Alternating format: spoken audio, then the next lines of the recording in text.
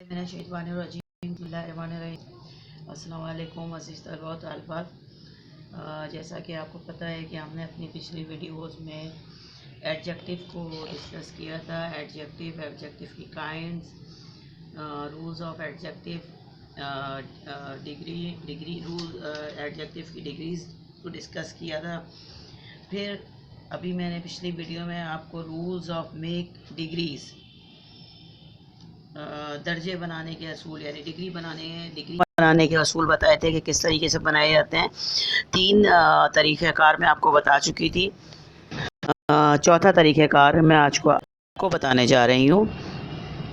ध्यान से समझिएगा, ठीक है। आपके सामने स्क्रीन पर लिखा हुआ आ रहा है, देखिए इसकी डेफिनेशन क्या है, फिर मैं आपको इसको उर्दू में समझाती हूँ। चौथा रूल डिग्री बनाने का: if the last letter of the adjective is y and the second letter is a vowel, we add er and est in the positive form of one syllable adjective to form its comparative and superlative degree। यानी क्या हुआ कि अगर किसी सिफत के आखिरी हुरूफ Y हो और वाई से पहले कोई हुरूफ वाविल हो तो उसके आखिर में ई आर और ई एस टी का इजाफा कर देते हैं कंपैरेटिव और सुपरलेटिव डिग्री बनाते हुए। इससे पहले मैंने आपको समझाया था पिछली वीडियो में कि अगर पॉजिटिव डिग्री में वाई हो तो वाई से पहले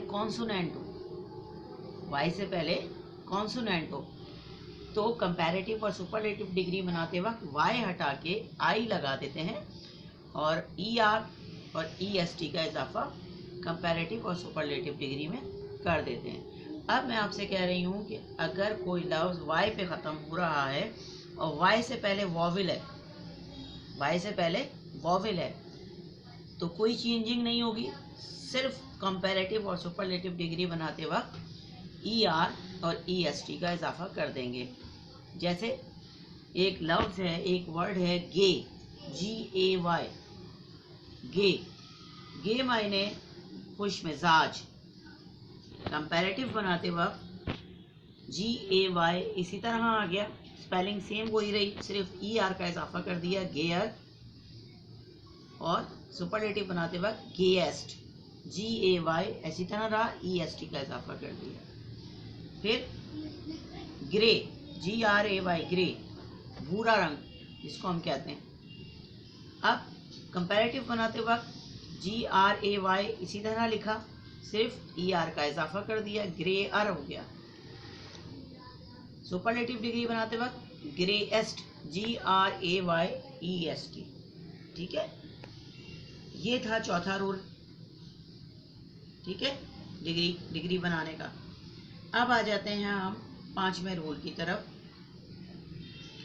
पहले मैं आपको इसकी डेफिनेशन बताती हूँ, फिर मैं आपको आसान करके उर्दू में इसको समझाऊंगी। We add more and most to the positive form of adjective of 3 or most syllables to form its comparative and superlative degree। यानी हम 2 या 2 से ज़्यादा syllable के एडजेक्टिव बनाते वक्त, यानी एडजेक्टिव की पहली जो डिग्री है, ठीक है, जब हम सेकंड और थर्ड डिग्री बनाएंगे तो हम उसमें मोर और मोस्ट का इजाफा कर देते हैं, ठीक है। For example courageous. अब इसकी एक पहचान और है, पहचान ये है कि जो वर्ड 2 हिस्सों में डिवाइड हो जाए, ठीक है ना, तो उनकी कंपैरेटिव और सुपरलेटिव डिग्री बनाते वक्त मोर और मोस्ट का इजाफा करते हैं। ये पहचान है इसकी, ठीक है ना। जैसे आपने पिछले रूल में देखा कि वाई से पहले कॉन्सोनेंट हो तो वाई हटा के आई लगा देते हैं, फिर E R E S T लगा देते हैं।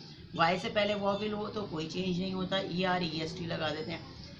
इसकी क्या पहचान है कि अगर वर्ड दो हिस्सों में डिवाइड हो रहा है, जैसे करेज ई एस दो हिस्सों में डिवाइड हो गया, करेज ई एस हौसलामंद, ठीक है, तो इसकी कंपैरेटिव बनाते वक्त मोर का इजाफा हो जाएगा, मोर करेजियस। सुपरलेटिव बनाते वक्त मोस्ट करेजियस, ठीक है। दूसरा लफ्ज इंडस्ट्रियस,